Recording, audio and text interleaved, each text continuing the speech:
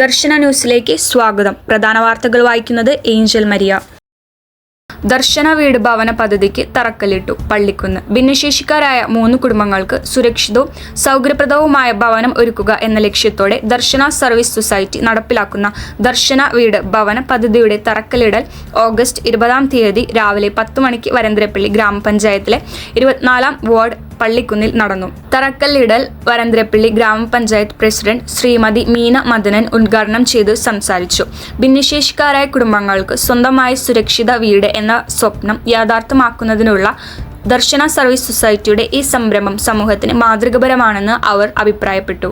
അസ്യൂംഷൻ church Pallikkunnu വികാരി റവറർ father ആൻഡോ ചിറയക്കണ്ടത്ത് തറക്കല്ലിടൽ കർമ്മം നിർവഹിച്ചു. തദവസരത്തിൽ ദർശന സർവീസ് സൊസൈറ്റി സ്ഥാപക ഡയറക്ടർ റവറർ ഫാദർ സോളമൻ കടമ്പാട്ടുപറമ്പിൽ CMI, റവറർ father Michael Palamparambil CMI, Darshana service സൊസൈറ്റിക്ക് ഭവന നിർമ്മാണത്തിനാവശ്യമായി ഭൂമി നൽകിയ ശ്രീ നേരെപ്പറമ്പിൽ ജോബിയും കുടുംബാംഗങ്ങളും, ദർശന വീട് ഭവന പദ്ധതിയുടെ കോൺട്രാക്ടർ ശ്രീ എഡിസൺ എന്നിവർ സന്നിഹിതരായിരുന്നു. വരന്തരപ്പള്ളി ഗ്രാമപഞ്ചായത്ത് 24-ാം വാർഡ് മെമ്പർ ശ്രീമതി ലിസ ജിജോ യോഗത്തിൽ ആശംസകൾ നേർന്ന് സംസാരിച്ചു. പദ്ധതിക്ക് പിന്തുണയായി ശ്രീ സെബാസ്റ്റ്യൻ, ശ്രീ ജോയ് CJ, ശ്രീ സെബു, ശ്രീ ഷിബു ആറ്റപ്പറമ്പിൽ എന്നിവരും സന്നിഹിതരായിരുന്നു.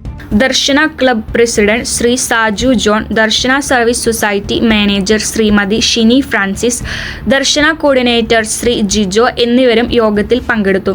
കൂടാതെ പദ്ധതിക്ക് പിന്തുണയായി പ്രദേശത്തെ നല്ലവരായ അയൽക്കാരും യോഗത്തിൽ സാന്നിധ്യം അറിയിച്ചു. ഭിന്നശേഷിക്കാരായ 3 കുടുംബങ്ങൾക്ക് സ്വന്തമായ ഒരു വീട് എന്ന സ്വപ്നം സാക്ഷാത്കരിക്കുന്നതിലൂടെ കരുതലും സഹജീവ സ്നേഹവും സമൂഹത്തിന്റെ കൂട്ടായ ഉത്തരവാദിത്തമാണ് ദർശന സർവീസ് സൊസൈറ്റി മുന്നോട്ട് വയ്ക്കുന്നത്. സമൂഹത്തിന്റെ വിവിധ മേഖലകളിൽ നിന്നുള്ള പിന്തുണയോടെ ഈ ഭവന പദ്ധതി പൂർത്തീകരിച്ച് അർഹരായ കുടുംബങ്ങൾക്ക് കൈമാറുന്നതിനാണ് ദർശന സർവീസ് സൊസൈറ്റി ലക്ഷ്യമിടുന്നത്. വാർത്തകൾ നൽകുന്നത് പിയൂസ് കോട്ടപ്പുറം, ദർശന ഭവൻ, മരിയ നഗർ, ഒല്ലൂർ.